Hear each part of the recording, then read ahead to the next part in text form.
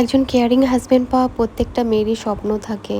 আলহামদুলিল্লাহ আমি একজন কেয়ারিং হাজব্যান্ড পেয়েছি, যার জন্য আল্লাহর কাছে হাজার কোটি শুকরিয়া। আজকে হঠাৎ করেই খুব ইচ্ছে করলো এই ওয়েদারে খিচুড়ি খাওয়ার জন্য। হাজব্যান্ড যথেষ্ট পরিমাণ বিজি থাকে, তারপরও আমার ইচ্ছেগুলো তার কাছে আমি রাখতে দেরি, বাট তারা আমার ইচ্ছেগুলো পূর্ণ করতে সময় লাগে না। বললাম, আমার সাথে সাথে আমাকে নিয়ে আসলো বাঙালিয়ানা ভোজে মিরপুর 2-এ খিচুড়ি খাওয়ার জন্য।